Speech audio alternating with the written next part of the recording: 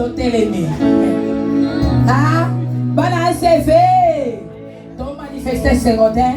Oh, on te va contre monter. Sauf pour monter, ils vont télémétier à vos amis. Téléma bana CV. Il faut pas comprendre les dames à la kawate. Les bas sortis de mon livre et vendre à kawa. Le Dieu est amour sur la carte d'Abisso. Ton télémétier à dos ali. Pour ton guito yamba monter. Ton guito yamba monter. Avant ton père n'a pas monté, il avait mis papa Gogo. Pour y aller des fois représenter lui son monté. Même à bon quand ton papa Gogo allait. Comment vous mettez à nous mettre à maman monté. Amen. Tovanis Matotel va monter à l'état. Donc notre prédicateur d'aujourd'hui, il s'appelle Juju Lelo. Pasteur Juju Lelo. Quand vous attendez déjà Lelo, vous savez déjà, il y avait déjà dans notre église Berti Lelo, Mirai Lelo, Bengi Lelo. Donc moi en abango. Alléluia. Donc pasteur Juju azamoko pe aba ACF, a participé à la veillée, mais Lelo azana bisoté, mais par l'esprit, il est toujours avec nous. Amen. Hein? Pasteur Juju, il va se présenter, maintenant la zone lobaka pour tout vendre n'importe tout là n'importe pendant longtemps des années. Tinde nzamba sala kamuta zuma papunaye akeko stade vinaye. Donc vraiment c'est un frère pour moi. Donc vraiment c'est quelqu'un de famille. Donc ce moni to tikeli et tumbelo parce que azali vraiment ya famille. Ayebi ACF du début, il y a ACF et a participé aussi dans makambu ya ACF.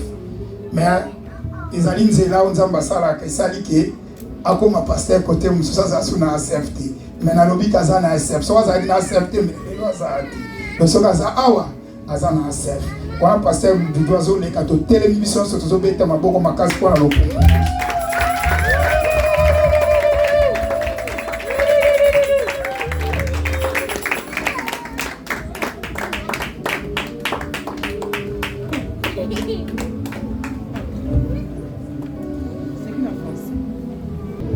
Alléluia. J'espère que vous avez passé une bonne semaine. Alléluia. Nous bénissons le nom du Seigneur. Vous pouvez vous rasseoir.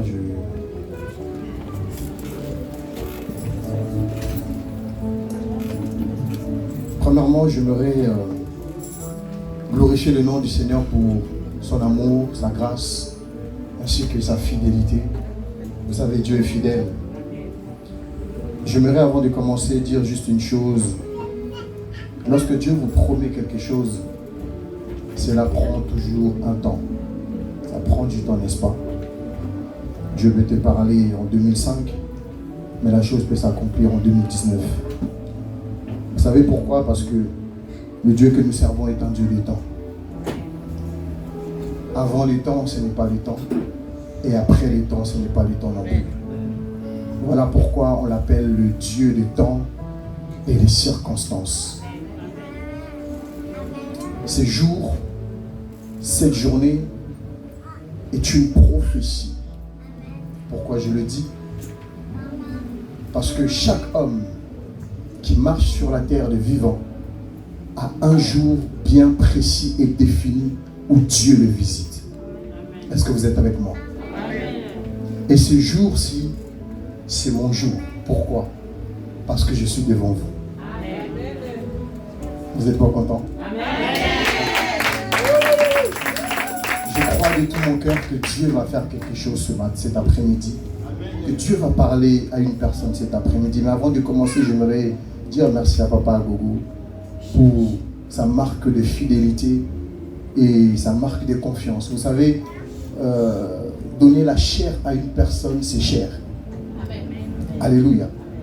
On ne donne pas la chair à n'importe qui. Ce qu'il est en train de bâtir ici, si je ne suis pas une bonne personne, en 2 minutes, je peux tout détruire. Vous savez, pour construire un immeuble, ça prend du temps. Mais pour détruire l'immeuble, c'est quelques secondes. Alléluia. Cela veut dire, lorsqu'on prend le temps de donner la chair à une personne, c'est qu'on fait confiance à cette personne-là. Voilà pourquoi on a le même esprit. Et je pense dans tout mon cœur que cet après-midi, j'allais dire ce matin, parce que nos cultes sont des cultes du matin. Cet après-midi, quelque chose va se passer. Est-ce que tu peux dire à ton voisin, quelque chose va se passer? Gloire au Seigneur. Avant de prendre la parole, de prêcher, j'aimerais juste chanter un chant qui est simple. Je pense que tout le monde connaît ce chant-là.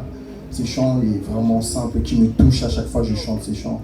Car il est glorieux et digne de régner. L'agneau est souverain. Nous élevons nos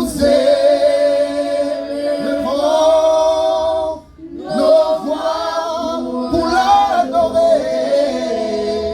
L'agneau est souverain.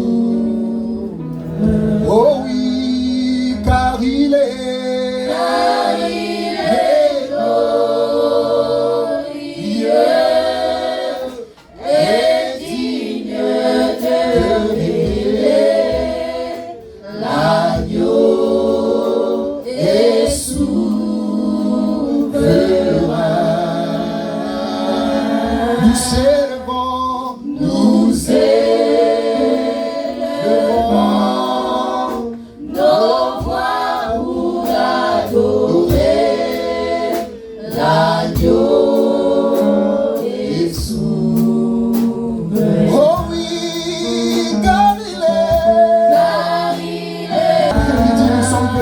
dans ta présence. Que tu parleras à une âme. Oh Dieu, que tu touches la vie de ta grâce, une personne sera restaurée, renouvelée parce que tu es Dieu. Tu ne mens point. Lorsque tu décides, Seigneur mon Dieu, de visiter ton peuple, il me dit de toi. Tu envoies ta parole et ta parole est pure. Seigneur, tu l'as envoyé. Comme une source de bénédiction. Je prie, Seigneur Jésus, que tout ce que tu as déposé en moi, que par ta grâce, je puisse éternellement partager ça cet après-midi. Que l'onction, la grâce de Dieu, la puissance de Dieu, me quitte maintenant au nom de Jésus. L'agneau est souverain.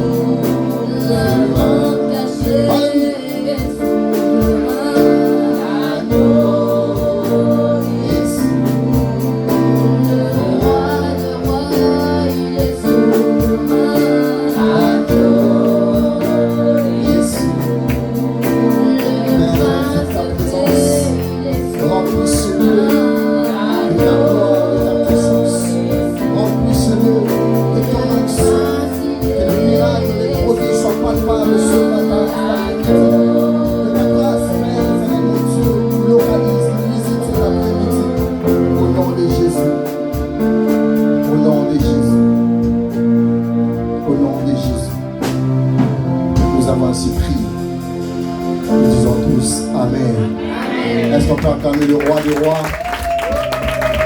Je disais, est-ce qu'on peut acclamer le roi des rois? Est-ce que tu peux pousser le cri de joie à l'honneur de Jésus-Christ de Nazareth, celui qui est mort et ressuscité? Amen. Gloire au Seigneur. Alors, comme vous savez, le challenge que nous avons, nous qui sommes prédicateurs, enseignants, c'est de toujours demander au Seigneur le besoin de son peuple. Alléluia. Nous ne venons pas enseigner parce que nous connaissons la parole de Dieu. Nous n'enseignons pas parce que nous maîtrisons le Réma ou nous maîtrisons les Logos. Nous n'enseignons pas la parole de Dieu parce que nous parlons bien le français.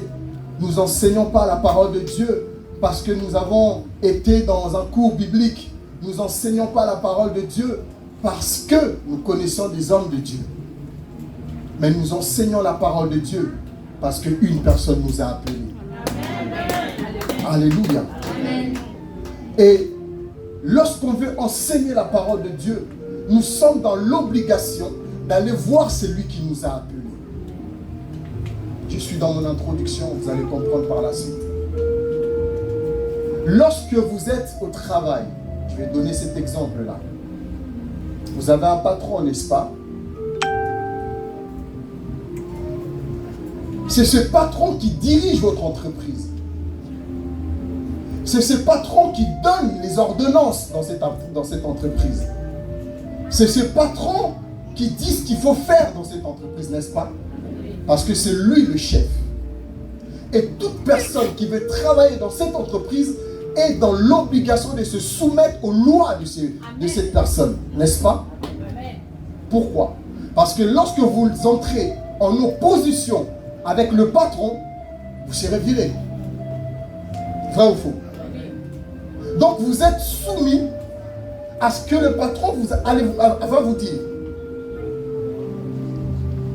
De la même façon, nous respectons nos patrons. De la même manière, lorsqu'ils nous dictent des choses, lorsqu'ils parlent, nous mettons ces choses-là en pratique. Avec Dieu, cela se passe de la même manière. Nous avons tous des comptes à rendre, bien aimés. Soit aux parents, soit aux amis, soit à l'église, soit au chef qui nous dirige. Dans ce monde, tout le monde a un compte à rendre. Alléluia. J'ai des comptes à rendre auprès de mes parents. J'ai des comptes à rendre auprès de mon épouse. J'ai des comptes à rendre auprès de mes enfants.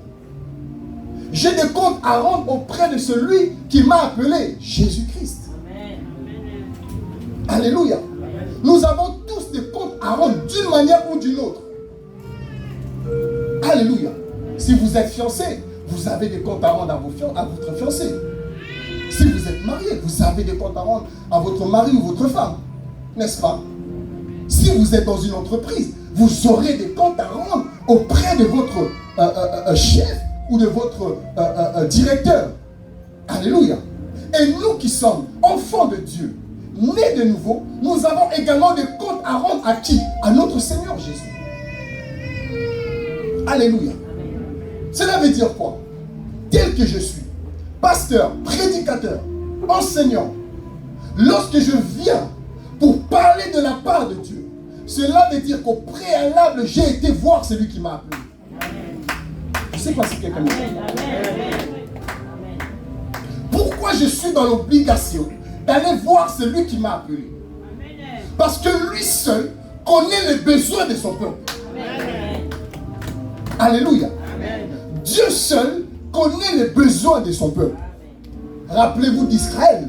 Israël, pendant 400 ans,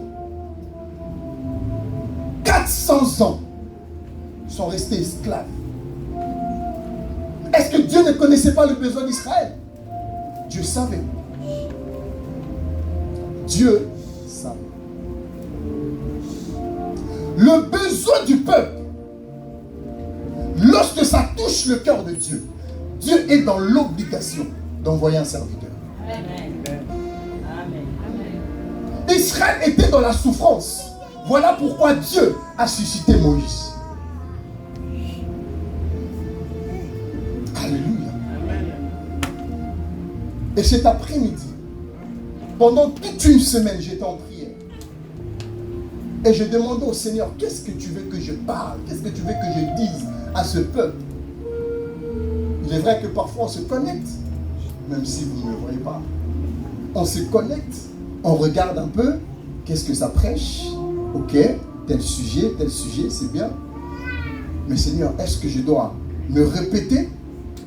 Est-ce que je dois prêcher un autre sujet? Est-ce que?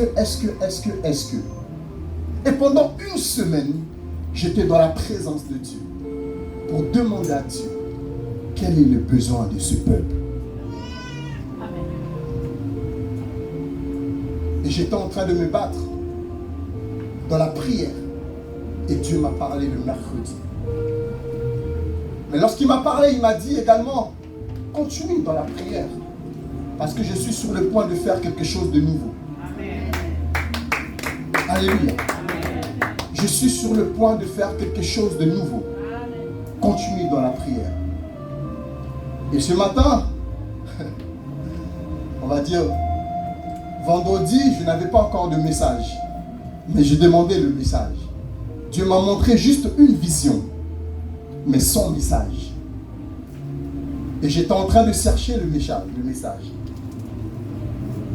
Et lorsque je me suis réveillé le samedi avant d'aller au travail, le Seigneur m'a parlé clairement et m'a donné un message. Et là, j'entre dans mon message. Le message de ce matin s'intitule « La sanctification ». Amen. Amen. La sanctification. Vous savez, nous sommes dans un monde où lorsque vous regardez tout ce qui se passe aujourd'hui, vous avez l'impression que le monde va à sa fin, n'est-ce pas? Amen. Si vous avez les yeux de l'esprit, vous pouvez tout de suite comprendre que le monde va vers sa fin. Alléluia. Nous sommes dans un temps difficile. Un temps où l'Église, je vous l'annonce, sera de plus en plus combattue. Un temps où, je le dis ici, on ne pourra plus se rassembler comme ça. Il va arriver un temps où l'Église aura beaucoup du mal à se réunir.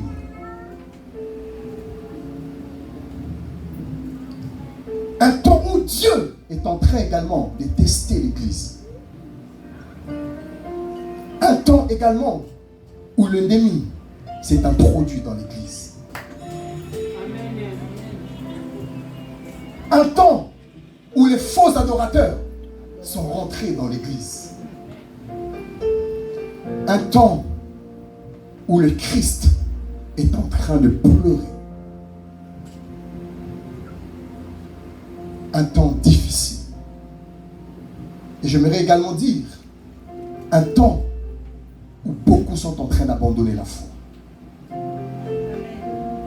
Lorsque vous regardez les personnes avec qui vous avez peut-être donné votre vie hier, vous allez vous rendre compte que certaines personnes sont retournées dans le monde. Peut-être pas vous, mais moi c'est mon cas. Je me rappelle lorsque je me suis converti, par la grâce de Dieu, nous étions plusieurs à donner notre vie au Seigneur, jeunes que nous étions. Mais aujourd'hui, beaucoup sont retournés dans le monde. Un temps où le diable est en train de détruire les hommes de Dieu. Un temps où le diable est en train d'exposer certaines choses. Mais lorsque vous regardez avec moi, la plupart du temps, ce sont les frères de l'Église qui exposent ces choses. Alléluia. Amen. Un temps apocalyptique. Un temps désarroi. Un temps où les hommes se détournent de Dieu et vont vers les choses qui ne glorifient pas le nom du Seigneur. Un temps où les hommes s'attachent aux choses du monde et disent, je n'ai pas le temps pour Dieu. J'ai le temps pour chercher le travail. J'ai le temps pour aller m'amuser. J'ai le temps pour aller en boîte de nuit. J'ai le temps également pour écouter la musique du monde. J'ai le temps pour faire tout. Mais je n'ai pas le temps pour Dieu. Frère, il y a une chose qu'aucun homme n'enlèvera. C'est la notion du temps. La notion du temps. Dieu a créé le temps, mais lui-même n'est pas dans le temps. Dieu est en dehors du temps, mais agit dans le temps. Alléluia. Dieu n'a pas, comment je peux dire? Voilà. Dieu fonctionne avec le temps. Ok? Il crée le temps. Il prend vous et moi. Il nous met dans le temps. Mais lui-même est en dehors du temps. Pourquoi? Parce qu'il doit gérer le temps. Amen. Bien-aimé, je vais dire à une personne cet après-midi, le temps nous est compté. Amen. Le temps nous est compté. Écoutez, lorsqu'on regarde l'église, on peut voir une chose qui est claire lorsqu'on prend la parole de Dieu. C'est que Dieu a pris l'église, l'a mis dans le temps, pour un temps précis. L'église est en mission. Alléluia. J'aimerais nous réveiller aujourd'hui. Je ne suis pas encore rentré dans ma prédication. Je suis en train de nous introduire par la grâce de Dieu. L'église a un temps bien défini que Dieu a arrêté dans le temps. Alléluia. Ce temps-là est compté, bien-aimé. Lorsque je parle de l'église, je parle à moi aussi bien qu'à vous.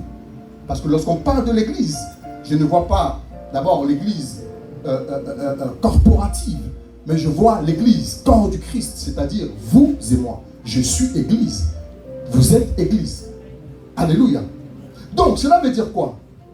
Pour ma vie, le temps est compté. Et chaque homme sur terre a un temps bien précis. Amen. Maintenant, le problème, c'est comment nous gérons notre temps.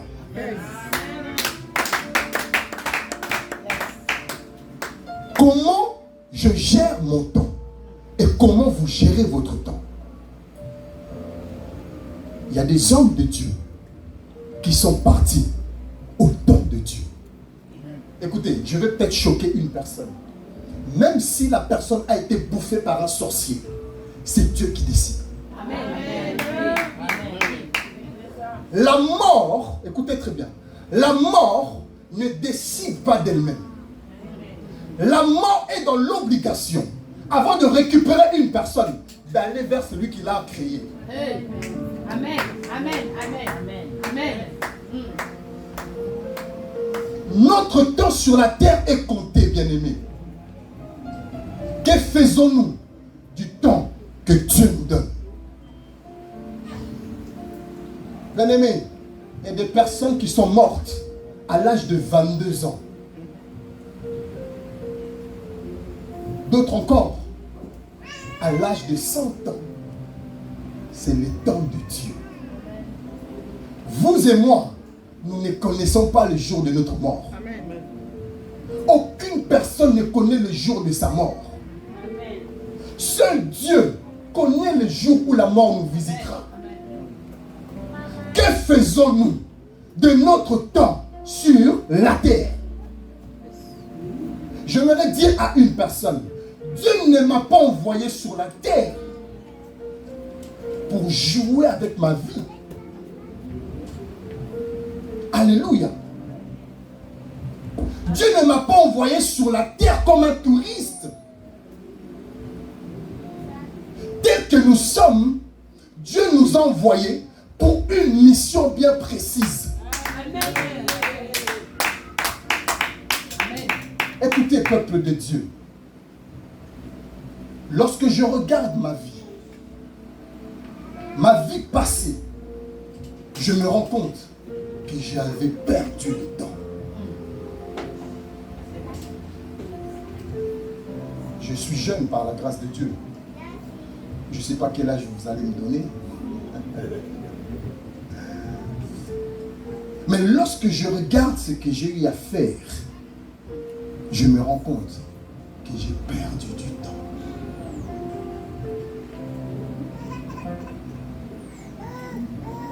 Il n'y a qu'une façon de gagner le temps.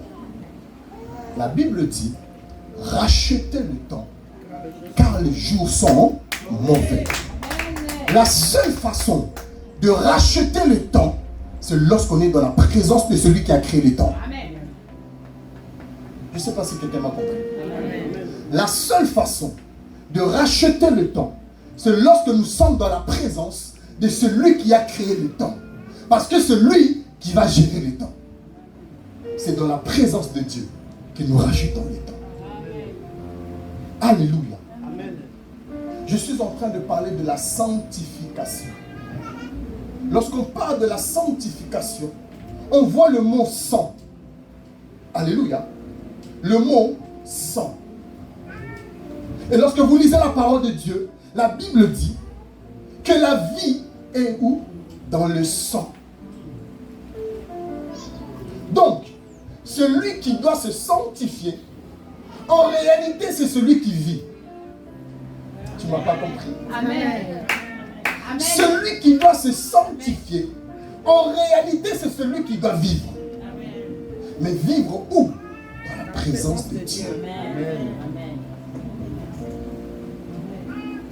La Bible dit, sanctifie-les par ta parole, car ta parole est la vérité. Amen. La sanctification, en réalité, n'est pas un combat pour les chrétiens. Un chrétien ne doit pas combattre pour se sanctifier. Je ne sais pas si je parle à quelqu'un. Je vais m'expliquer. J'ai un joueur que j'aime beaucoup, Lionel Messi. Vous connaissez Lionel Messi. Lorsque je regarde sa vie, je me rends compte que ce gars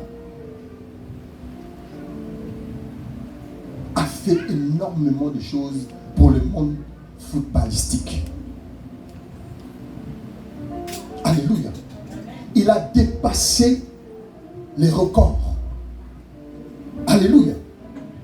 Mais lorsque vous regardez sa vie, vous allez vous rendre compte que ce gars-là, lorsqu'il se lève le matin, la première des choses qu'il pense dans sa tête, c'est foot. Lorsqu'il se lève le matin, la chose qui lui vient dans sa tête, c'est ballon. Donc, tous les jours de sa vie, il s'entraîne. Tous les jours de sa vie, il s'entraîne. Sa vie est conditionnée au football. À tel point que le foot devient pour lui... Quelqu'un a répondu ici. Quelqu'un a parlé? Oui. Obsession. Merci. À chaque fois qu'il se lève, dans sa tête c'est foot. Ballon, foot, ballon, foot, ballon. Sa vie est conditionnée au football. Regardez. Le foot devient pour sa vie un mode de vie. En réalité, la sanctification, pour nous qui sommes chrétiens, c'est un mode de vie. Amen. La sanctification ne se force pas. Amen. La sanctification devient notre nature. Pourquoi? Parce que la Bible dit que Dieu est saint. Écoutez, là je suis dans Genèse. Genèse au chapitre 1er. La Bible dit, au commencement, Dieu créa les cieux et la terre. La Bible dit par la suite, la terre était informe et vide. Il y a eu de l'abîme sur toute la surface de la terre et l'Esprit de Dieu se mouvait au-dessus des eaux. Ok? Dieu qui parle, qui crée les choses. Mais écoutez, l'Esprit de Dieu ne faisait rien. Il ne faisait rien. Il ne faisait que se mouvoir sur les eaux. Mais lorsque nous prenons le chapitre 2, à partir du verset 7, la Bible nous enseigne que Dieu va prendre l'homme, va le coucher et va souffler un souffle de vie dans ses narines. Et l'homme devint un être vivant. Regardez. Au commencement, l'Esprit de Dieu ne faisait rien. Pourquoi? Parce que l'Esprit n'avait pas reçu d'ordre.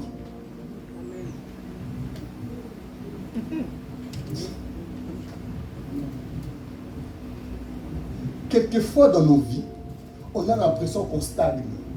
C'est parce que Dieu n'a rien dit. Alléluia.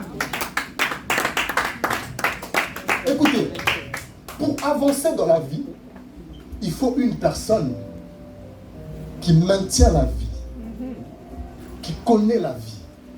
Lorsque cette personne se lève pour parler à la vie reprend vie. L'Esprit de Dieu ne faisait rien parce que Dieu n'avait rien dit. Mais au niveau, à partir du verset, au chapitre 2, au verset 7, là nous voyons l'Esprit de Dieu qui rentre maintenant en communion avec l'homme. Parce qu'il a reçu une parole venant de Dieu. La Bible dit que Dieu va souffler dans ses narines et l'homme devint un être vivant. Pourquoi? Parce que Dieu a soufflé dans l'homme. Maintenant, écoutez. Lorsque Dieu a soufflé dans l'homme, en réalité, qu'est-ce qui s'est passé ce jour-là? Dieu s'est mis dans l'homme. Vous allez comprendre pourquoi je parle de la sainteté. Dieu, c'est quoi? S'est mis dans l'homme. Lorsque vous lisez Job, au chapitre 32, à partir du verset 7 à 8, la Bible dit, en réalité dans l'homme, c'est l'esprit. Cela veut dire quoi? Qu'en réalité, vous et moi, nous sommes des êtres spirituels. Amen. Donc, la sanctification devient un mode de vie pour nous. Amen. Pourquoi? Parce que celui qui est saint nous a rendus saints. Amen. Mais cela ne veut pas dire, parce que vous êtes saint, vous ne péchez pas. Je suis en train de choquer quelqu'un. La Bible dit, nous branchons de plusieurs manières. Lorsque je parle du péché, écoutez très bien, il faut savoir faire la part des choses. Lorsqu'on parle du péché, je ne parle pas de vivre dans le péché. Vivre dans le péché, c'est ce qui détruit l'homme. C'est-à-dire, aujourd'hui je pêche, demain je pêche, après demain je pêche, je reste dans le même péché. Je vais donner un exemple. Une personne qui ment tout le temps, c'est une personne qui vit dans le péché. Une personne qui se masturbe, c'est une personne qui vit dans le péché. Une personne qui regarde des films pornographiques est une personne qui vit dans le péché. La seule chose qui détruit la vie d'un homme, c'est lorsque vous êtes dans un péché et que vous ne sortez pas du péché. Amen. Le péché détruit la vie de l'homme. Le péché brise l'homme. La Bible dit le péché est devant toi. Il se couche devant ta porte. Mais toi, domine sur le péché. Amen. Alléluia. Domine sur le péché. La sanctification devient un mode de vie pour nous. Parce que Dieu est saint.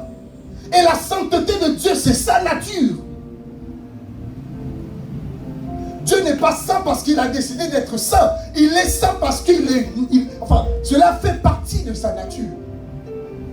Alléluia. C'est sa nature. C'est comme ça qu'il est. Cela fait partie des traits de ses caractères. Dieu est saint. Soyez saints comme je suis saint.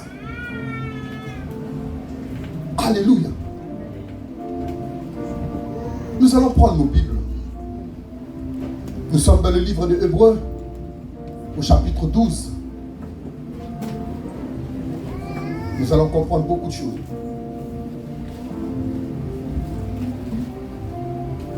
Hébreux, chapitre 12.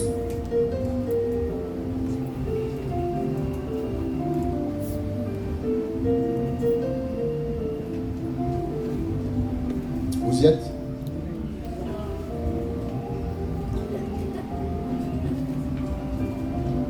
À partir du verset 14.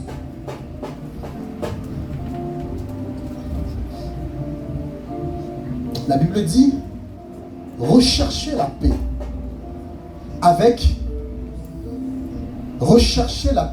avec tous et la sanctification sans laquelle personne ne verra Dieu. Alléluia.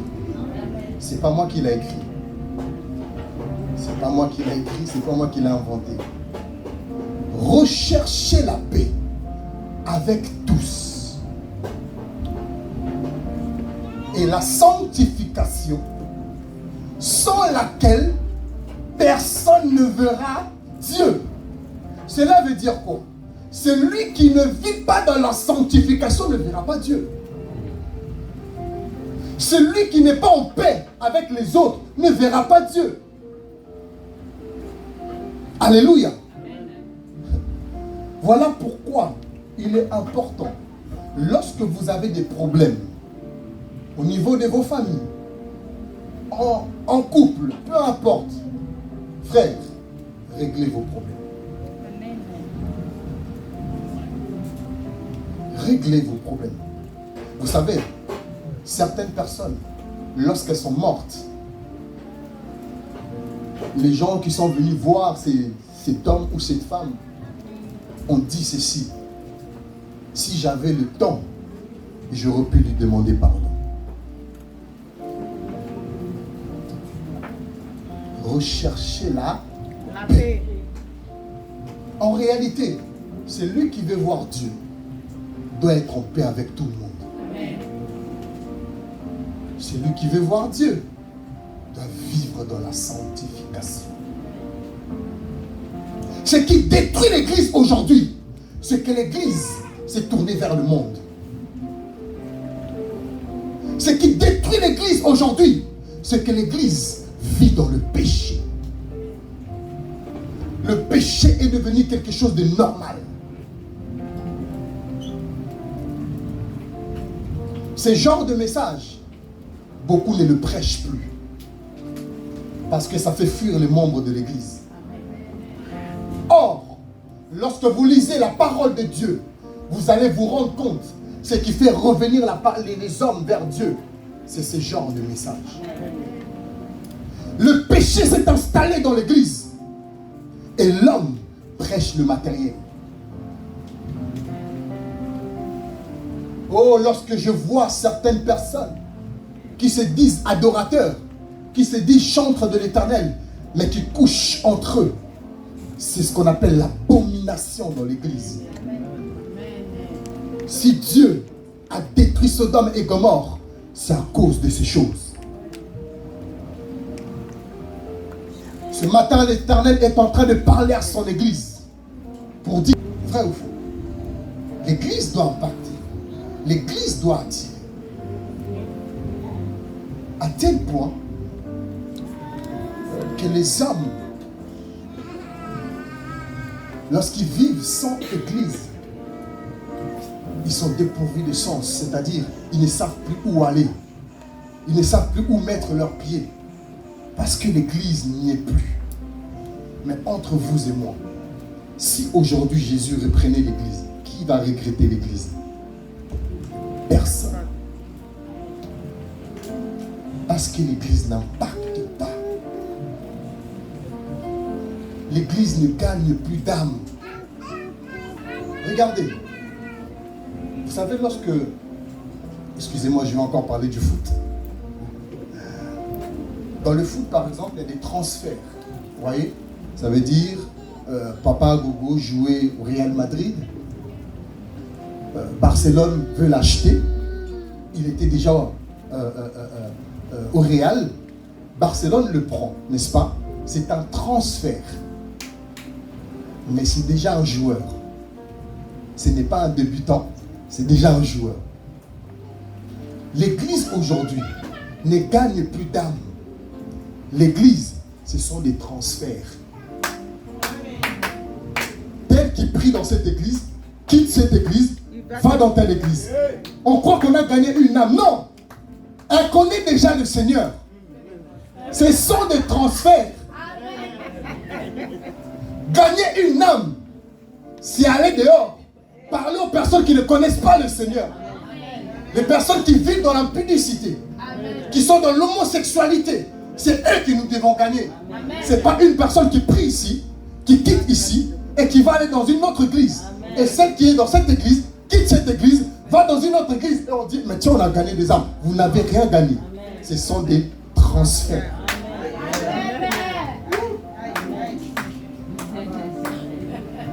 L'église ne gagne plus d'âme.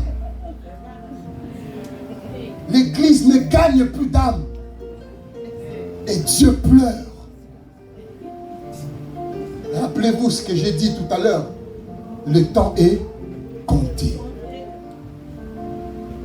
Alléluia. La Bible dit, sans la sanctification, aucune personne ne verra Dieu. Si Dieu revenait aujourd'hui, quel sera ton état? Quel sera mon état? Pendant que nous sommes en train de prêcher maintenant, l'enlèvement peut avoir lieu. Alléluia. Tout de suite. Jésus peut revenir. Mais quel sera mon état? Quel sera votre état? Amen. Dans quel état te trouveras-tu lorsqu'il reviendra? Est-ce que le Seigneur, en revenant, te trouvera en train de te masturber? Pour les personnes qui ne sont pas encore mariées, mais tu côtoies un homme marié et tu fais des choses avec cet homme, c'est le péché. Amen. Vous vivez dans une même maison, mais vous n'êtes pas mariés. C'est le péché lorsque vous commettez l'impudicité. C'est le péché. Dieu n'est pas pour ces choses. Ce que Dieu veut, c'est sauver notre âme. Écoutez, lorsque j'étais plus jeune, j'étais ce genre de jeune qui était dans les cités. Et je me rappellerai toujours, lorsque j'ai reçu Jésus, j'avais 18 ans. Ok? Je ne vais pas donner la date, sinon vous allez calculer mon âge. J'avais 18 ans. Mais en réalité, j'ai vécu comme un homme qui avait 40 ans. Je ne sais pas si quelqu'un comprend. Amen. Qui connaît Tupac ici? Biggie? Vous connaissez? Tupac est mort à l'âge de 25 ans. 25 ans, c'est jeune. Mais lorsque vous regardez la vie de Tupac, vous avez l'impression qu'il est mort à l'âge de 50 ans. Parce qu'il a eu un vécu de malade. Et c'est cette vie que nous avions autrefois. Et Dieu avait arrêté un temps pour moi, 18 ans. J'ai toujours dit à ma femme, si Dieu m'avait pris plus tard, je ne serais plus de ce monde. C'est parce que Dieu avait arrêté un temps. Lui, à 18 ans, je dois le prendre. Normalement, à l'âge de 18 ans, c'est là où tu commences à faire la fête. Mais moi, Dieu m'a pris à cet âge et m'a dit, tu dois te consacrer parce que derrière toi, je vois beaucoup de jeunes. Alléluia. Et lorsque le Seigneur m'a appelé, j'ai accepté. Je me rappellerai toujours avec nos amis, nous sommes partis à une église, là où j'ai accepté le Seigneur. Et là, on a commencé à aller partout, prêcher la parole de Dieu. Je vous assure, à l'époque, j'étais au lycée. Les gens m'appelaient déjà pasteur. Parce que je prêchais tout le monde. Je parlais de Dieu à tout le monde. J'ai gagné certaines personnes au lycée pour Dieu. J'avais ce feu-là. Alléluia. Et Dieu m'a dit, la seule chose qui fera que tu me verras, c'est la vie de sanctification. Regardez, un jour, avec mes amis, on est allé à Choisy-le-Roi.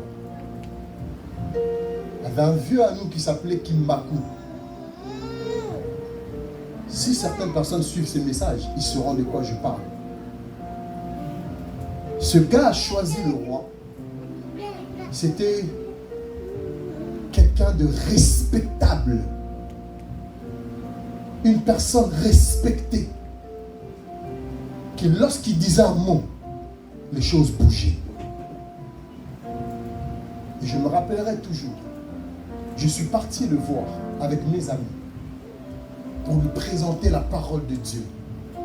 Lui dire, ce que tu fais, c'est pas bien. Dieu te veut. Je me rappelle ces jours-là, il nous a dit clairement, arrêtez vos bêtises, vos histoires de Jésus, ça ne m'intéresse pas. Aujourd'hui, nous sommes dimanche. On lui prêche la parole de Dieu. Il refuse cette parole. Une semaine plus tard, il est mort. Dieu avait arrêté un temps pour lui, pour le sauver. Mais il a refusé. Lorsqu'il est mort, les gens pleuraient. Mais nous savions que Dieu lui avait tendu la main.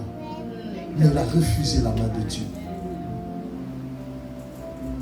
C'est comme ce matin, Dieu est en train de te tendre la main pour te dire, sors du péché.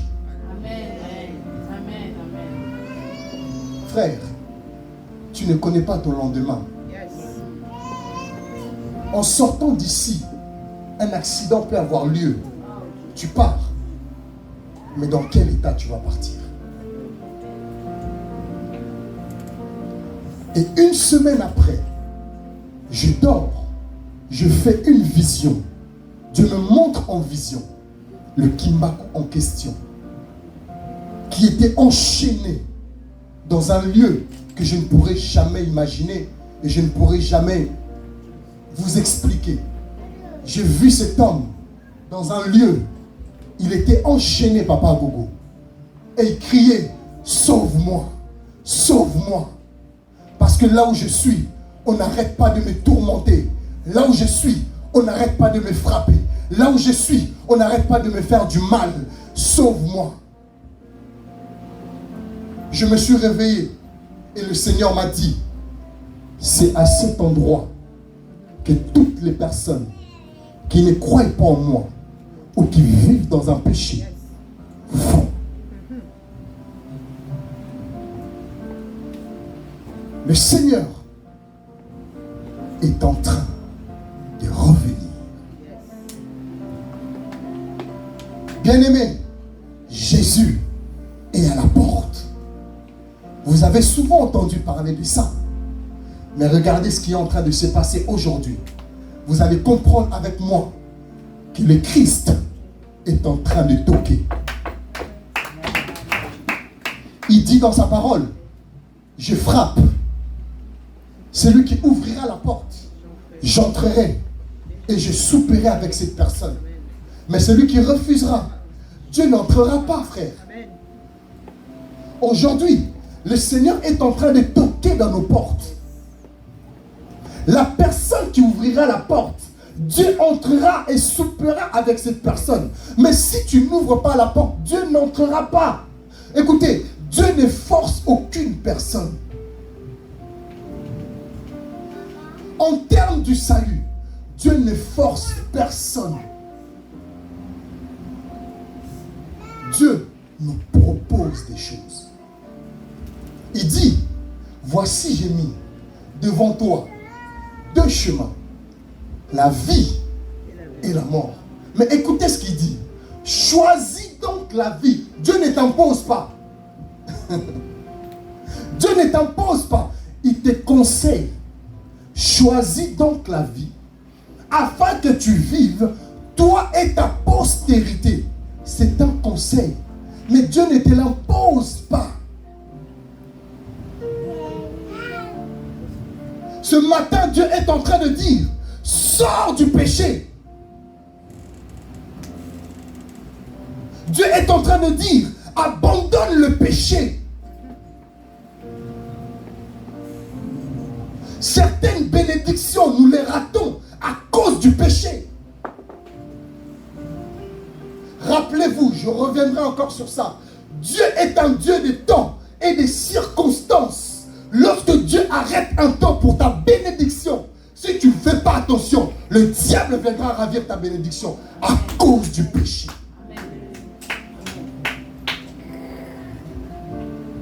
Oh, Oh, Jésus est en train de pleurer devant Jérusalem. Il dit, Jérusalem, Jérusalem, si tu connaissais le temps de ta visitation. Parce que Jérusalem s'est vautré dans le péché, dans le mal, dans l'impureté. Les hommes qui couchaient avec des hommes, des femmes qui couchaient avec des femmes, des hommes non mariés qui couchaient avec des femmes. C'est l'abomination, l'impureté. Et l'église est sale. L'église est impure. Et Dieu veut purifier son église par sa parole. Frère, hier tu priais 2 heures. Aujourd'hui, tu pries combien de minutes? 2 minutes? 3 minutes? Non. Amen. Cela veut dire, tu es en train de couler. Amen. La vie chrétienne est une vie constante. Une vie de constance. Cela veut dire quoi? Je cours 100 mètres aujourd'hui. Demain, je suis en capacité de courir 200 mètres. Et après-demain, 400 mètres. Et j'en passe. Aujourd'hui, nous avons des chrétiens que moi j'appelle des chrétiens yo-yo. Un moment, il est en haut. Un moment, il est en bas. Vous savez, les chrétiens d'aujourd'hui, lorsqu'ils sentent des dangers, les attaques, là, ils rentrent en jeûne. Ils jeûnent pendant 3 jours, 1 semaine. Quand ils sentent que c'est bon, je peux refaire ma vie. Là, la personne va, non, frère. C'est pas ça. La vie chrétienne, c'est pas ça. C'est pas ça. Lorsqu'on parle de la sanctification, sanctification veut également dire hors de ou encore mis à part. Lorsque Dieu nous appelle à nous sanctifier, en réalité, c'est de nous mettre juste à part des choses du monde. Là où il y a la corruption, on ne doit pas nous retrouver. Là où il y a le vol, on ne doit pas nous retrouver. Alléluia. Et lorsque vous prenez le mot église, en grec, cela veut dire ecclésia. Et ecclésia, ça donne hors d'eux également. Ou en dehors d'eux. En réalité, c'est le même mot. Sanctification, qui donne hors d'eux, et ecclésia, église, qui veut dire hors d'eux.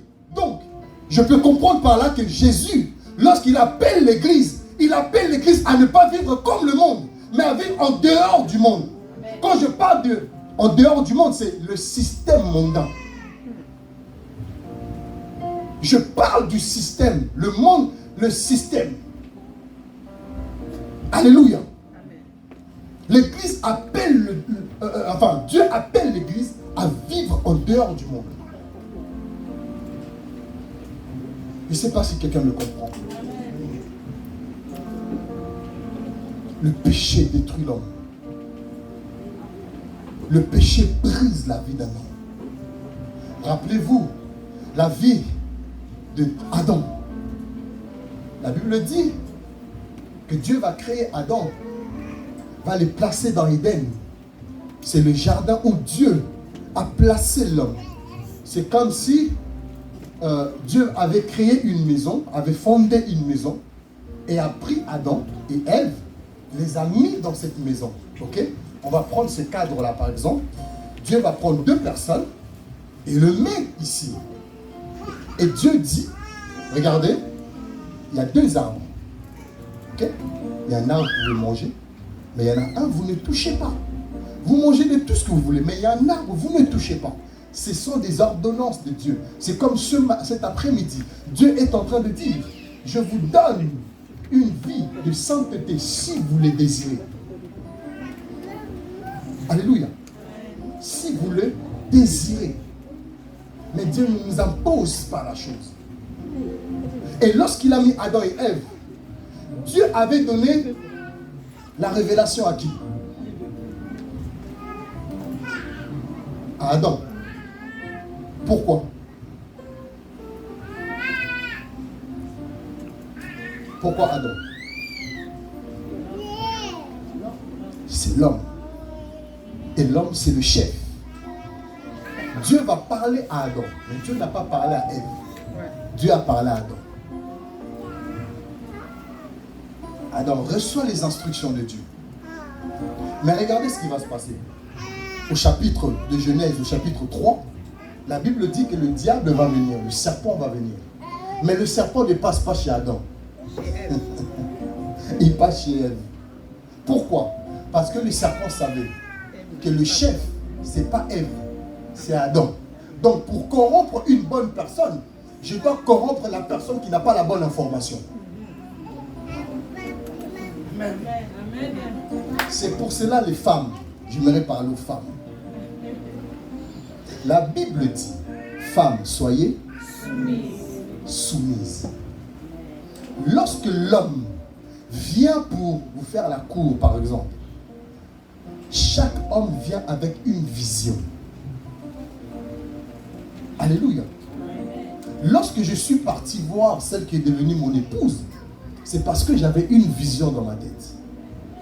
Mes sœurs, quand un homme vient, n'a pas de vision, fuis.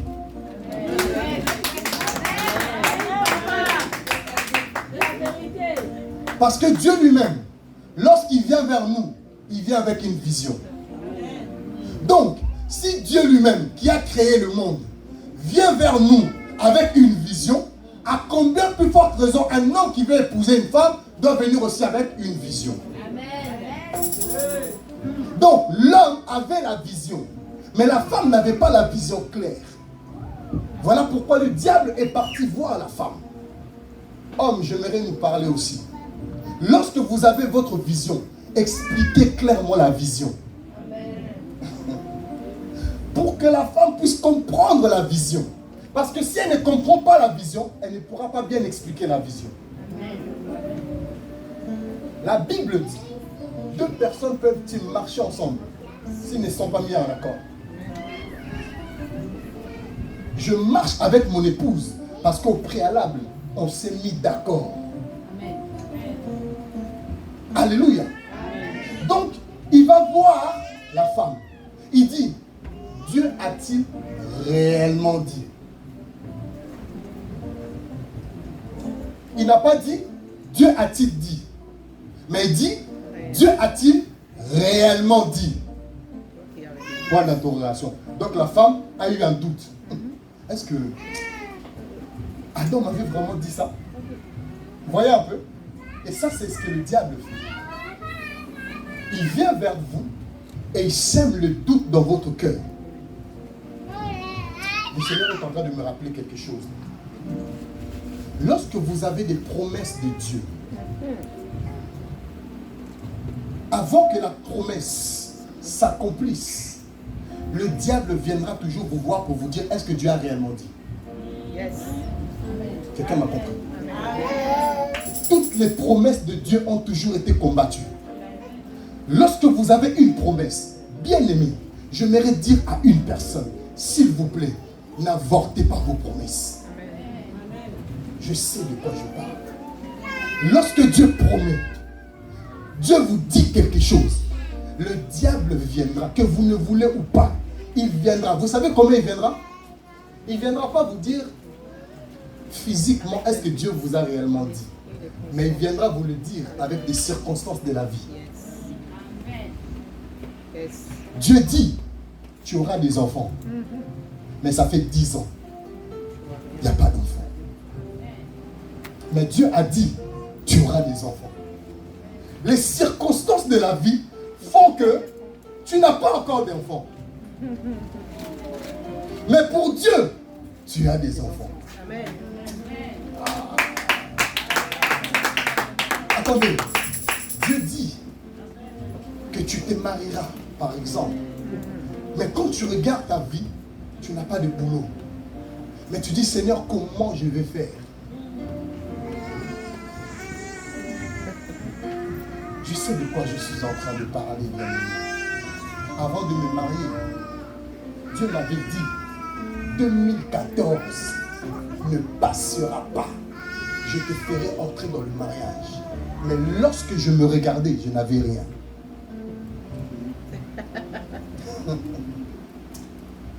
N'avortez pas les promesses de Dieu. les circonstances de la vie viendront vous montrer le contraire. Les circonstances de la vie vous montrera ce qui n'est pas de Dieu. Vous savez qu'est-ce que j'ai fait? Et c'est ce que je conseille à toutes les personnes. Attachez-vous à celui qui a donné la promesse. Amen. Car celui qui a fait la promesse accomplira la chose.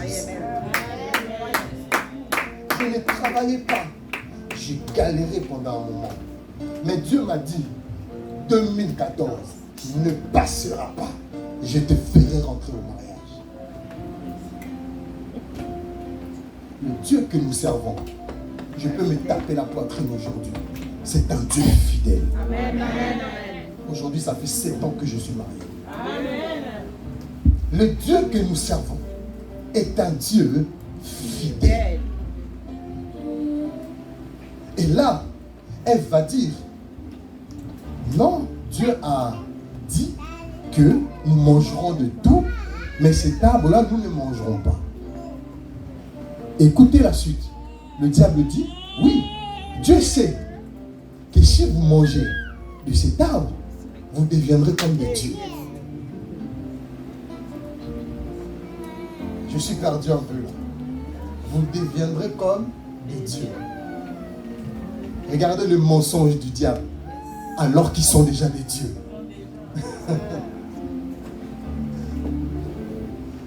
Dieu a dit, tu enfanteras. Je ne sais pas pourquoi j'insiste sur ça. Mais quand tu te regardes, tu dis, Seigneur, ça fait un moment, ça fait un temps. Qu'est-ce qui se passe? Pourquoi? Pourquoi moi? Pourquoi moi? Mais Dieu dit, tu enfanteras. La parole de Dieu est une parole puissante. Écoutez-moi, peuple de Dieu. Lorsque Dieu lâche une parole dans la vie d'un homme, cette parole quitte la bouche de Dieu. Cette parole a la puissance de créer des matrices. Cette parole a la puissance de créer un emploi. Cette parole a la puissance de créer tout ce dont vous désirez. Frère, j'ai toujours dit là où je prêche, là où je prie, la plus grande spiritualité de Dieu, vous savez c'est quoi? C'est sa parole. La plus grande spiritualité de Dieu, c'est sa parole. Parce que Dieu ne renie jamais sa parole. C'est que Dieu dit, que vous le voulez ou vous ne voulez pas, ça va s'accomplir. Si Dieu a dit cette église va, je ne sais pas, s'agrandir encore, se développer, toucher les nations, même si vous vivez le contraire, parce que Dieu a dit, ça va s'accomplir. Amen.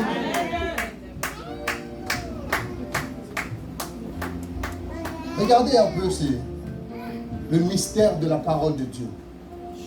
Quand Dieu parle, sa parole ne peut pas revenir à lui si elle ne s'est pas accomplie. Vous savez, cela, ça veut dire quoi? Ça veut dire que tel que nous sommes là, certaines paroles ne sont pas revenues à Dieu dans nos vies. Oh, je crois que quelqu'un allait comprendre cela. La parole de Dieu ne peut pas revenir à Dieu sans pour autant accomplir le pourquoi elle était sortie. Aussi longtemps, la chose ne s'est pas accomplie dans ta vie, la parole de Dieu ne reviendra jamais à lui. Lorsque vous lisez Joël, la Bible dit, le peuple de Dieu qui était dans la souffrance, parce que Dieu avait décidé de frapper Israël. Pourquoi? Parce que Israël s'est détourné de lui. Joël chapitre 2, à partir du verset 25 par exemple, si vous lisez la Bible dit, la grande armée que j'ai envoyée contre vous, les Gazam, les Azim, les sauterelles, la suite dit, parce que vous vous êtes repentis, mon peuple ne sera plus jamais dans la confusion.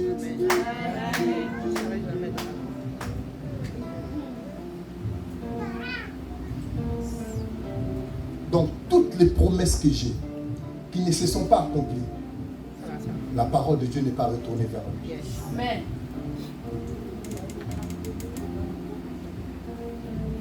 Habakkuk dit, j'étais à mon poste, j'ai veillé pour entendre ce que l'Éternel allait dire et ce que je devais répliquer. Il dit, c'est une prophétie dont le temps est déjà fixé. Lorsque vous lisez Habakkuk, le temps est déjà fixé. La Bible dit, si elle court, cette prophétie, attends-la.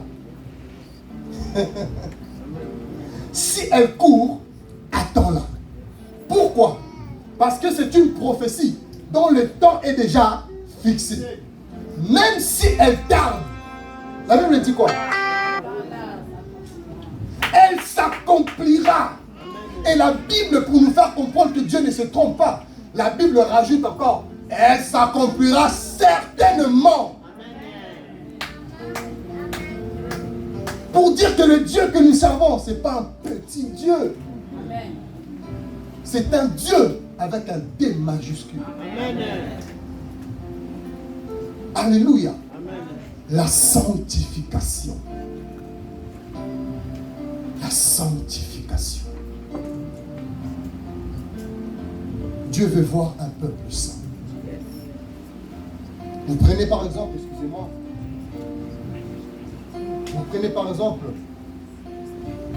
le livre de Apocalypse au chapitre 22, à partir du verset 11, si j'ai une bonne mémoire. La Bible dit que celui qui se souille encore. Que celui qui se garde encore. Celui qui commet l'injustice commet encore l'injustice. Mais il dit par la suite, et celui qui se sanctifie encore. Et lorsque vous faites la lecture du temps, vous allez vous rendre compte que nous sommes dans ce temps-là.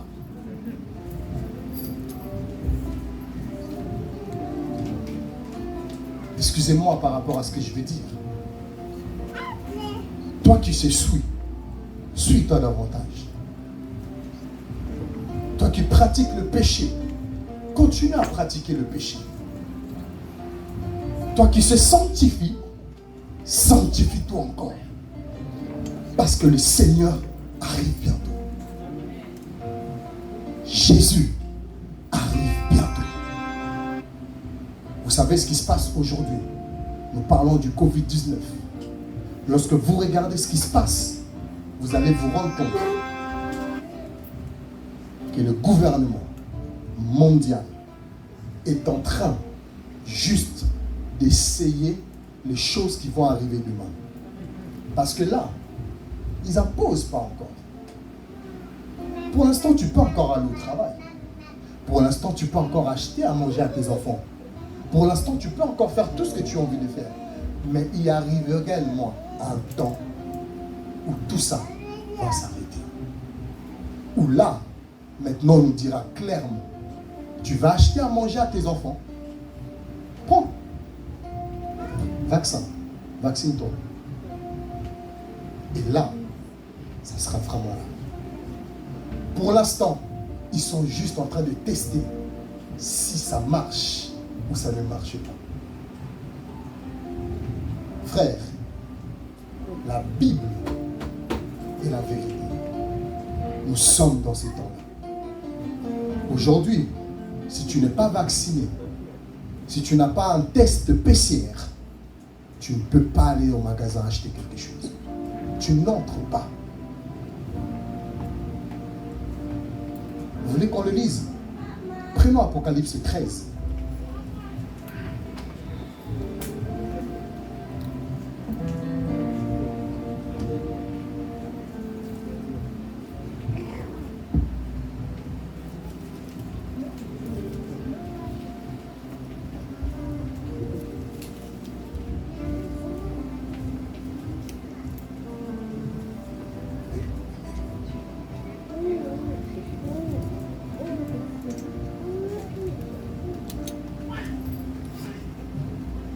Alléluia.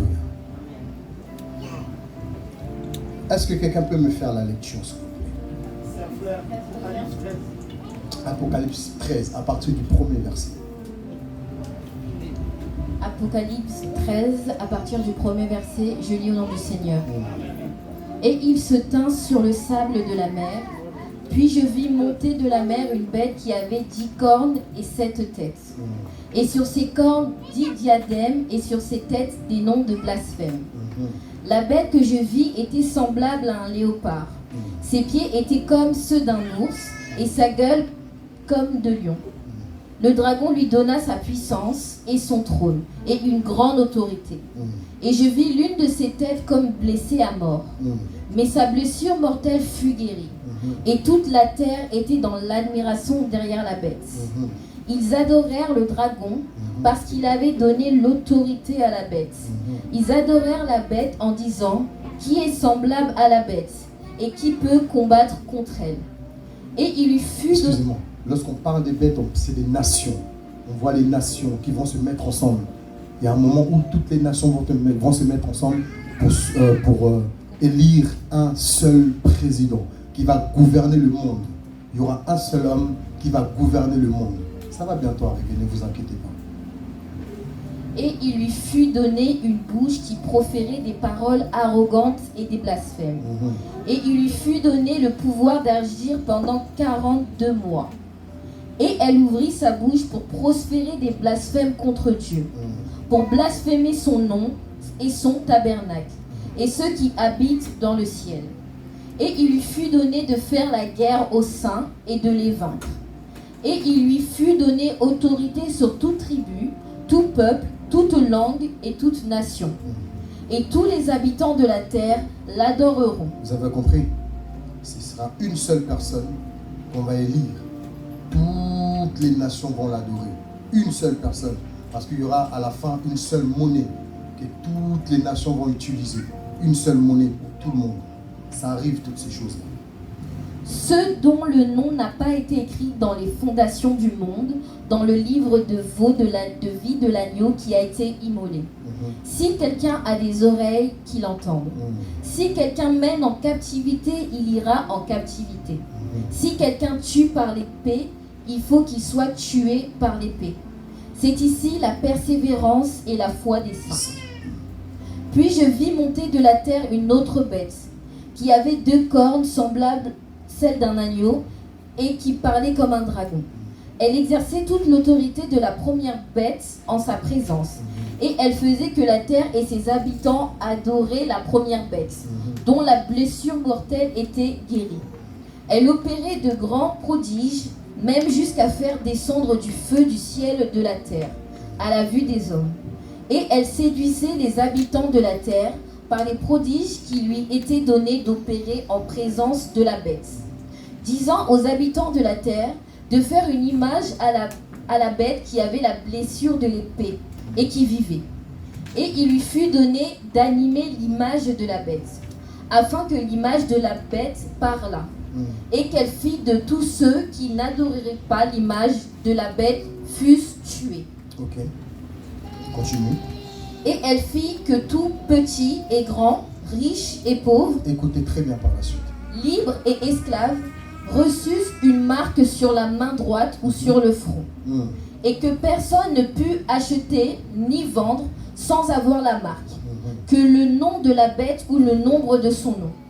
C'est ici la sagesse, que celui qui a l'intelligence calcule le nombre de la bête, car c'est un nombre d'hommes, et son nombre est de 666. Amen. C'est ce qu'ils sont en train de tester aujourd'hui. La Bible dit ici, au chapitre 16, et elle fit que tous, petits ou grands, riches ou pauvres, ils imposent ça à tout le monde. Ils voient riches, pauvres, peu importe votre rang social, ils n'en ont rien à faire. Libres ou esclaves, ils reçurent une marque sur leur main droite, sur leur front, et que personne ne peut ni acheter, ni vendre. Frère, je vais finir par là. Nous sommes dans un temps critique, un temps apocalyptique. prophétique. Un temps où beaucoup, comme je disais, sont en train d'abandonner la foi. Un temps où l'Église est mise à l'épreuve. Un temps où ce que nous venons de lire va bientôt s'accomplir. Frère, la Bible dit que pendant ce temps, la mort fuira loin d'eux. Cela veut dire quoi? Après l'enlèvement, toutes les personnes qui vont rester chercheront à mourir pour arrêter la souffrance. Mais la mort fuira loin. Vous imaginez? Vous sautez du 40e étage, vous ne mourrez pas. Vous prenez un couteau, vous plantez un couteau, mais vous ne mourrez pas. Parce que les hommes doivent souffrir. Et ce temps arrive pour très bientôt. Pour l'instant, comme je le dis, ils sont juste en train de tester si ça marche. Mais demain, on ne pourra plus acheter ni vendre si nous n'avons pas la marque de la bête. Je ne suis pas en train de parler du vaccin, mais c'est juste un test. Alléluia. Amen. Que celui qui a des oreilles Entends. entende ce que l'Esprit de Dieu dit. Que la Bible que nous prêchons, nous prions tous les jours, c'est une réalité, et plus qu'une réalité, une vérité. Accrochons-nous à Dieu. Si tu vivais dans l'impureté, dans l'impudicité, dans l'adultère c'est tromper son mari ou tromper sa femme, sors de là. Si tu étais dans une chose qui ne glorifie pas le nom du Seigneur, en sortant d'ici, prends une décision ferme. Bien-aimé, comme je le dis, on ne connaît pas notre lendemain. On ne connaît pas. Vous savez, quelquefois, avant de dormir, je prends mon exemple. J'appelle mes enfants, mon épouse. On rigole, on prend du temps ensemble, on prie. Et après, on dit à demain. Mais en réalité, je ne peux pas leur rassurer mon lendemain. Même si je dis à mes enfants, on se verra demain. Mais je ne sais pas si demain je me réveillerai. Je ne sais pas si mon épouse va se réveiller. Alléluia. En sortant de ce lieu, on ne sait pas ce qui peut se passer. En quelques minutes, en quelques secondes, on peut perdre notre vie. On ne sait pas. Alléluia. Le temps nous est compté. Que Dieu vous bénisse. J'aimerais juste, avant de lui passer le micro, si tu es là, tu sens que ce message t'a touché, t'a parlé. Je ne veux pas te forcer. Je ne suis pas Dieu. Mais je crois à ce que la parole de Dieu me donne comme arme, comme grâce. On peut prier pour toi ce matin. Et l'Esprit de Dieu, qui est l'Esprit de la restauration, peut te restaurer aujourd'hui même. N'aie pas honte. Viens devant. Je veux prier avec toi. On va implorer la grâce de Dieu, la faveur de Dieu. Vous savez ce qui nous tue aujourd'hui? C'est parce qu'on regarde aux hommes. Qu'est-ce qu'il va dire de moi? Frère, c'est ton éternité. Nous préparons notre éternité sur la terre. C'est notre éternité. Ne regarde pas à côté. Ne regarde pas le frère qui est à côté. Ne regarde pas la soeur qui est à côté. C'est notre éternité. La Bible dit qu'on ne se moque pas de Dieu. C'est que l'homme aura semé, il les moissonnera d'une manière ou d'une autre. Alléluia. Alléluia. On parle de notre éternité. C'est temps était pour ce peuple, Seigneur. Oh, je prie, Seigneur, que cet après-midi soit un après-midi de nouveau départ. Restaurer, Seigneur, ce peuple ce matin. Pardonne l'iniquité, pardonne l'impureté, pardonne la saleté, Seigneur. Je prie, Jésus, que tu puisses, oh Dieu, essuyer les larmes, relever ceux qui sont tombés. Il est écrit dans ta parole, souviens-toi de là où tu es tombé Souviens-toi de là où tu es tombé. Seigneur, lorsque je lis 2 Chroniques au chapitre 7, à partir du verset 14, il est écrit: si mon peuple, sur qui est invoqué mon nom, s'humilie, prie, cherche ma face, et si je détourne de son mauvaise voie, moi l'Éternel, je pardonnerai son péché, je pardonnerai son péché, je pardonnerai son péché, et je guérirai son cœur, je guérirai son pays. Je prie, Seigneur, Père, pardonne ce peuple, pardonne, Seigneur, tes enfants, accorde-leur ta miséricorde, accorde-leur ton pardon, sanctifie nos vies, purifie nos vies, Seigneur mon Dieu, à partir d'aujourd'hui, Père, je te demande une vie nouvelle, une grâce nouvelle, au nom de Jésus, au nom de Jésus, au nom de Jésus, au nom de Jésus, donne la force afin d'abandonner la pureté, la saleté, le péché, au nom de Jésus-Christ de Nazareth, mon Dieu, manifeste-toi, Père, puissamment, au nom de Jésus. Je prie pour mon frère maintenant, que la grâce de Dieu lui soit communiquée maintenant, maintenant, maintenant, maintenant, maintenant, maintenant, au nom de Jésus. Que l'onction divine lui soit communiquée, que la grâce de Dieu lui soit communiquée, au nom de Jésus. Sanctifie sa vie, purifie sa vie, Père, qu'il ne soit plus jamais la même personne. Je déclare un changement, un changement, un changement radical dans sa vie, une transformation, au nom de Jésus, au nom de Jésus. Père, je prie pour mon frère, que ta main de gloire lui soit communiquée. Merci de la créer maintenant. Merci, Seigneur mon Dieu, de le toucher. Merci, Seigneur, de le restaurer. Merci de le relever. Merci de le bénir. Merci de pardonner. Merci de restaurer. Au nom de Jésus. Au nom de Jésus. Au nom de Jésus. Au nom de Jésus. Au nom de Jésus. Fire. Au nom de Jésus. Seigneur, je prie pour mon frère, que ta main se pose sur sa vie. Que ta main se pose sur sa vie. Que ta main se pose maintenant. Au nom de Jésus. Père, je détruis tout obstacle contre sa vie. Au nom de Jésus-Christ de Nazareth, mon Dieu. Que ta lumière le pénètre maintenant. Que ta lumière le pénètre maintenant.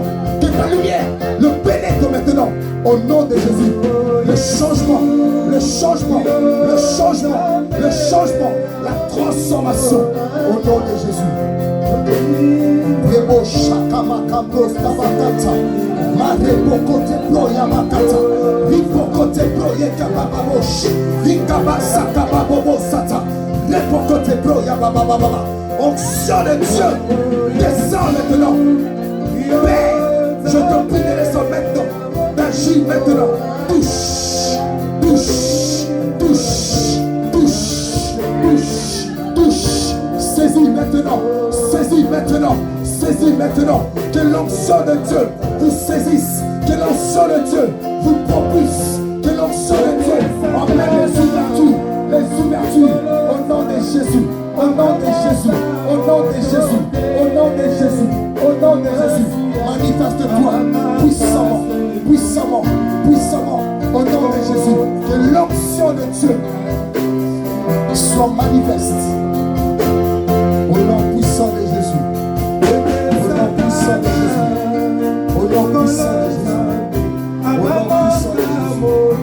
Au nom puissant de Jésus.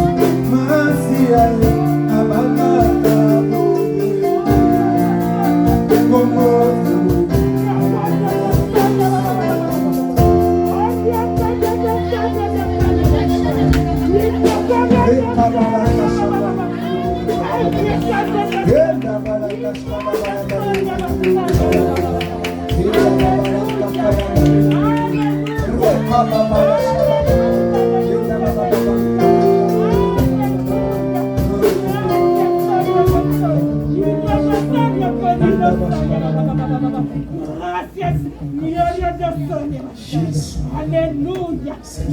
Alléluia. Alléluia. Seigneur, merci parce que nous avons l'éternel.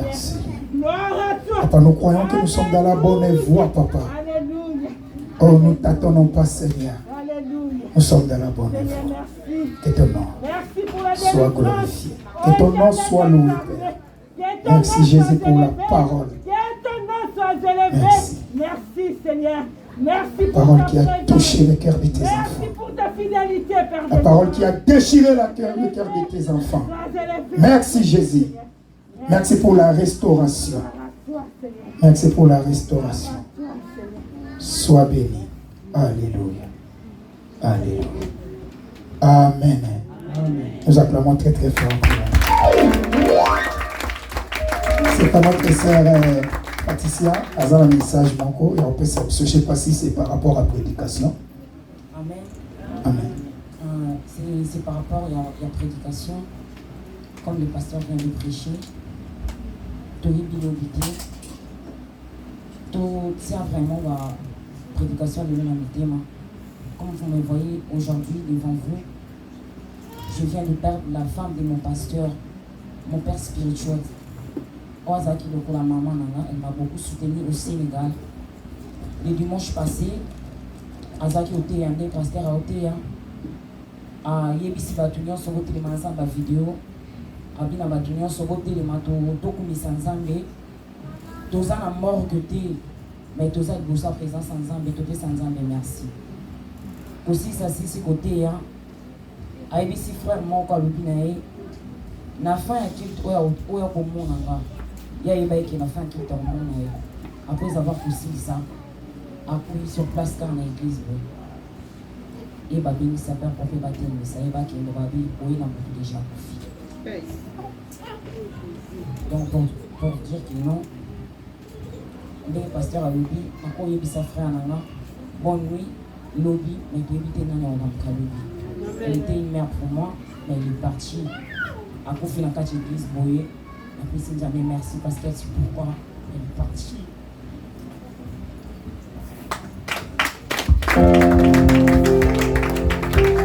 Nous avons appelé ça ma casse.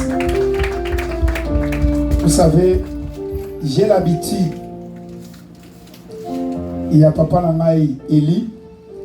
Aoloba toujours. Ce qui m'a bengi si moté.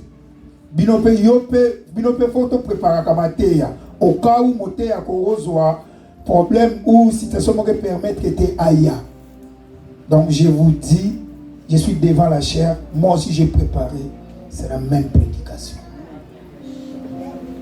Que même la semaine, sœur Mimi a benga na yebisiye, toujours solo l'année après na yebisiye, maman Mimi, na lali lobi na lotindo to na sala accident na kufi. Azawana, abina na tant musiko na bani ko prier, je sens et mon moment zo bakati na ngai. Au monde où ça accident en kufi. Donc so ezaki ya solo meloki. Mais na mon yoti. Je me suis posé des questions. Même si on s'est dit mais pourquoi? Donc c'est là que j'ai compris que Nzambe, Yesu, azana porte. Vraiment, tous ont précaution dans la vie, na biso, na bomo, na biso. Alléluia. Juju, c'est un petit frère à moi. Je vous dis, c'est un petit frère à moi. On va aller ensemble. Quand moi je suis venu en Europe en 98, on était ensemble. Et là, même, quand c'est qu'on vivait, il y avait des jeunes. Oh, Bazari, maintenant, tout l'icolo, mais nous, on était des intouchables. Nous sommes à Moni Bisoka qui va habiter. Oh, ma grand frère à Juju. Donc, Toleki. Donc, nous sommes intouchables. Donc, ça, je sais bien que vivre à Salaka, comme moi, j'ai vécu ça. Na vivant. Donc, vraiment, nous avons bolingo pour que le monde aille l'élo, à tel moment, soit terre. Dans la réseau, tout, mais en live, c'est aujourd'hui. Donc, il bouge. Amen. Donc, nous avons le pasteur Juju, au Ezanda Kunayo, nous avons le bandeli. Donc, on y a assez bien, tu as participé à plein de choses quand le pasteur était là. Donc, si vous êtes disponible, donc, l'église est Yambay. Donc, cher, Ezaliwana, si vous êtes disponible, tout Yambay. Donc, les messages à Boye, yango vraiment, ils allaient bien à temps où tous vivre. C'est nous qui vivre. Pour aimer ma vie encore toujours.